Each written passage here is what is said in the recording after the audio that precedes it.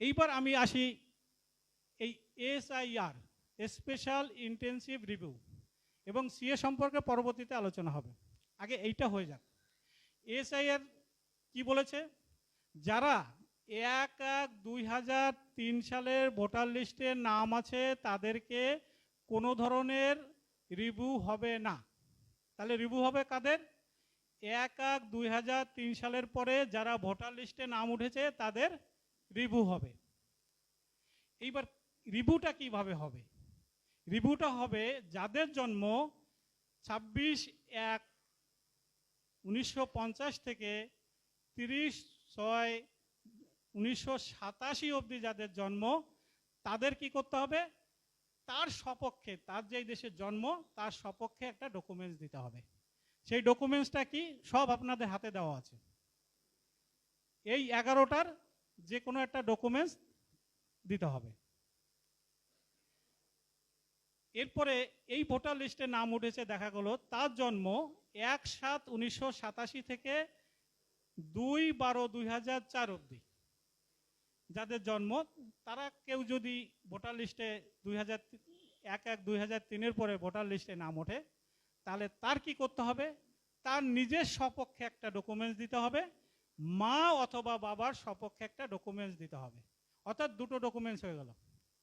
এরপর যার জন্ম 3/12/2004 থেকে এখন অবধি, তাদের মধ্যে কেউ যদি ভোটার লিস্টে নাম উঠে থাকে, তার সপক্ষে একটা ডকুমেন্টস, মা এবং বাবা দুইজনের সপক্ষে দুটো ডকুমেন্টস, অর্থাৎ 3টে ডকুমেন্টস দিতে হবে। এইবার হলো 1/1/3 মানে ওটা 2002। তো 2002-এ যদি কারুর মা বাবার দুইজনের ভোটার লিস্টে নাম থাকে, তাহলে কি করতে হবে? তার একটা ডকুমেন্টস দিতে হবে। ওই যে মা বাবা ভোটার লিস্টে নাম আছে সেই কপিটা ওর সঙ্গে জুড়িয়ে দিতে হবে। যে বিএলও সবার বাড়িতে বাড়িতে আসবেন, তাই সেই বাড়িতে বাড়িতে আসলে বলবেন যে তাহলে আমি ভোটার লিস্ট কোথায় পাবো? ভোটার লিস্ট উনি সঙ্গে নিয়ে আসবেন, এবং সঙ্গে যদি দেখেন যে আদৌ আপনি ভোটার লিস্টে ছিলেন, ভয় পাওয়ার কোনো কারণ নাই। ওটা নেটে পুরো অ্যাভেলেবল হয়ে যাবে, নেট থেকে কেউ ডাউনলোড করতে পারবেন। কারণ নেটে অ্যাভেলেবল না হলে যে লোকটা এখন এখানে বসবাস করছে, সে হয়তো 2002-এ অন্য কোথাও বসবাস করত, বা আর এক স্টেটে বসবাস করতো। এই জন্য এটা নেটে দেওয়া থাকবে, ওখান থেকে নেট থেকে ডাউনলোড আপনারা করবেন। আর বাকি যে কাগজগুলো ওই বিএলও যে আসবে সেই বিএলওকে আপনারা এটা দিয়ে দিতে হবে। বিএলও দেখবেন এখানে যারা মাস্টার আছেন, অনেক মাস্টারদের বিএলওতে দেওয়া হয়েছে, এবং সেই বিএলওদের দেওয়া হয়েছে। আগে যে বিএলওরা আপনারা দেখছেন অঙ্গনারী এবং বিভিন্ন জায়গায় যারা কাজ করতো, সেই বিএলও কিন্তু আসবে না। আপনারা এতদিন যে বিএলওকে দেখে রেখেছেন সেই বিএলও কিন্তু আসবে না। এবার যে বিএলও আসবে বিভিন্ন মাস্টার, যে মাস্টারদের নামে কোনো ধরনের কোর্ট কেস নেই, সেই ধরনের মাস্টাররা আসবেন। আর আসবেন স্টেট গভর্নমেন্ট এবং সেন্ট্রাল গভর্নমেন্টের বিভিন্ন এমপ্লয়ি। এইবার যেটা হলো কি, প্রথম যে ডেটটা, এই ডেটটা কি করতে হবে? যে কোনো সেই ব্যক্তির নিজের সপক্ষে একটা ডকুমেন্টস দিতে হবে। সেই ডকুমেন্টসটা আপনাদের প্রত্যেকের হাতে পৌঁছে দেওয়া হয়েছে ওই 11টার মধ্যে। দ্বিতীয় ক্ষেত্রেও তাই, তার সপক্ষে একটা ডকুমেন্টস দিতে হবে। তার মা অথবা বাবার কেউ যদি 2002-এর ভোটার লিস্টে থাকে, তার একটা কপি ওর সঙ্গে জুড়িয়ে দিতে হবে। তারপরেটা কি হলো? তার সপক্ষে একটা দিতে হবে, মা এবং বাবা যদি ভোটার লিস্টে নাম থাকে, মানে এই ডকুমেন্টস বাদে বলছি, কিন্তু এটা কিন্তু তার মধ্যে নেই, এটা এক্সট্রা। তাহলে 2002-এ যে ভোটার লিস্টে নাম আছে তার কপি এর সঙ্গে জুড়িয়ে দিতে হবে। তাহলে কি হবে?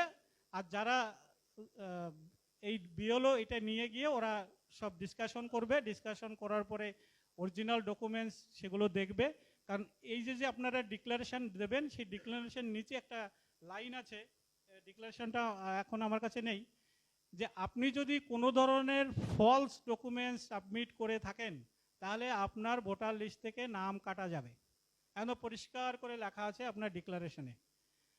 অর্থাৎ এই 3টে ডেটের লোক আপনারা মনে রাখবেন, কার কি ডকুমেন্টস লাগবে সেই ডকুমেন্টসগুলো আপনারা জোগাড় করে রাখবেন আগে থেকেই। এইখানে যে ডকুমেন্টসের কথা বলা হয়েছে অনেকে হয়তো এর একটা ডকুমেন্টসও জোগাড় করতে পারবেন না, তাহলে কি করা যাবে? আমাদের এখানে অনেক জনপ্রতিনিধি আছে, সেই জনপ্রতিনিধিরা এদেরকে বাঁচাতে পারবেন, কারণ লোকাল অথরিটিস থেকে ইস্যু করা কোনো কাগজ দিলেও হবে, সেই সেই রাস্তা দিয়ে আমাদেরকে বেরোতে হবে, কারণ জনপ্রতিনিধি জানেন কিভাবে বাঁচাতে হয়, তারা বাঁচাবেন আশা করি। এরপরে এই এসআই সম্পর্কে যদি দু একটা কারোর কোশ্চেন থাকে বলতে পারেন, এরপরে আমি একদম ডাইরেক্ট চলে যাব সিএতে।